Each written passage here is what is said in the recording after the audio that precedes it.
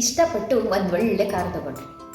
ಎಲ್ಲೋ ಹೊರಗಡೆ ಹೋಗ್ತಾ ಇದ್ರಿ, ಎಮರ್ಜೆನ್ಸಿ ಎಲ್ಲ ಹೋಗ್ಬೇಕಾಗಿತ್ತು, ಹೋಗ್ತಾ ಇರುವಾಗ ಇದಕ್ಕಿದಂಗೆ ಕಾರ್ ಆಫ್ ಆಗೋಯ್ತು.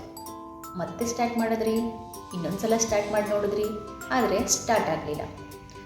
ಏನಾಯಿತು ಆವಾಗ? ನಿಮಗೆ ತುಂಬ ಕೋಪ, ಬೇಜಾರಾಯಿತು, ಟೆನ್ಷನ್ ಆಯಿತು. ಎಮರ್ಜೆನ್ಸಿ ಎಲ್ಲೋ ಹೋಗಲೇಬೇಕು, ಆದರೆ ಟೆನ್ಷನ್ ಮಾಡಿಕೊಂಡ್ರೆ ಕೆಲಸ ಆಗಲ್ಲ. ಆವಾಗ ಏನು ಮಾಡಿದ್ರಿ? ಸುತ್ತಮುತ್ತ ಇರೋ ಗ್ಯಾರೇಜ್ ಏನಾದನ್ನು ಹುಡುಕಿದ್ರಿ, ಯಾರೋ ಒಬ್ಬರ ಹತ್ರ ಮೆಕ್ಯಾನಿಕ್ ನಂಬರ್ ಕಲೆಕ್ಟ್ ಮಾಡ್ಕೊಂಡ್ರಿ. ಆವಾಗ ಮೆಕ್ಯಾನಿಕ್ ಕಾಲ್ ಮಾಡಿದ್ರಿ. ನೀವು ಕಾಲ್ ಮಾಡಿದ ಸ್ವಲ್ಪ ಹೊತ್ತಿಗೆ ಮೆಕ್ಯಾನಿಕ್ ಬಂದರು. ಏನಾಗಿದೆ ಕೇಳಿದ್ರು. ಬ್ಯಾನೆಟ್ ಓಪನ್ ಮಾಡಿ ಏನಾಗಿದೆ ಅಂತ ನೋಡಿ ಜಸ್ಟ್ ರೆಡಿ ಮಾಡಿದ್ರು. ಈಗ ಸ್ಟಾರ್ಟ್ ಮಾಡಿ ಸರ್ ಅಂತ ಹೇಳಿದ್ರು. ಕಾರ್ ಸ್ಟಾರ್ಟ್ ಆಯಿತು. ಆದರೆ ಕಾರ್ ಕೆಟ್ಟೋದಾಗ ತುಂಬ ನಮಗೆ ಟೆನ್ಷನ್ ಆಯಿತು, ಬೇಜಾರಾಯಿತು. ಆದರೆ ಮೆಕ್ಯಾನಿಕ್ಗೆ ಟೆನ್ಷನ್ ಆಯಿತಾ? ಇಲ್ಲ. ಯಾಕಂತಂದರೆ ಅವರು ಆಲ್ರೆಡಿ ಆ ವಿಷಯದ ಬಗ್ಗೆ ಅವ್ರಿಗೆ ಟ್ರೈನಿಂಗ್ ಇತ್ತು. ನಮ್ಮ ಮಕ್ಕಳ ವಿಷಯದಲ್ಲೂ ಕೂಡ ಅದೇ ರೀತಿ ಆಗ್ತಾ ಇದೆ. ಮಕ್ಕಳನ್ನು ಬೆಳೆಸೋ ವಿಷಯದಲ್ಲಿ ತಂದೆ ತಾಯಿಗಳಿಗೆ ಟ್ರೈನಿಂಗ್ ಇಲ್ಲ. ಯಾಕಂದರೆ ಎಲ್ಲ ಮೈಕ್ರೋ ಫ್ಯಾಮಿಲಿಗಳು, ತಂದೆ ತಾಯಿ, ಅಜ್ಜಿ ತಾತ, ದೊಡ್ಡಪ್ಪ ದೊಡ್ಡಮ್ಮ, ಚಿಕ್ಕಪ್ಪ ಚಿಕ್ಕಮ್ಮ ಎಲ್ಲ ಇದ್ದರೂ ಕೂಡ ಎಲ್ಲ ಬೇರೆ ಬೇರೆ ಇರ್ತಾರೆ.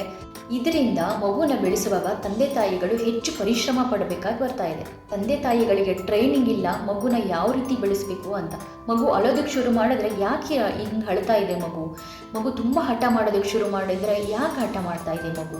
ತಂದೆ ತಾಯಿಗಳಿಗೆ ಗೊತ್ತಾಗ್ತಾ ಇಲ್ಲ, ಅವರು ತುಂಬ ಕನ್ಫ್ಯೂಷನಲ್ಲಿದ್ದಾರೆ.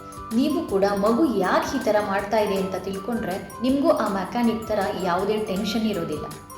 ನೀವು ಯಾವಾಗ ಈ ವಿಷಯಗಳನ್ನು ತಿಳ್ಕೊಳ್ಳಲ್ಲ, ಆವಾಗ ನಿಮ್ಮ ಮತ್ತು ಮಗುವಿನ ಮಧ್ಯೆ, ಮಗು ಮತ್ತು ಸಮಾಜದ ಮಧ್ಯೆ ಭಾವನಾತ್ಮಕ ಸಂಬಂಧಗಳ ಮುರಿದು ಬೀಳುತ್ತೆ.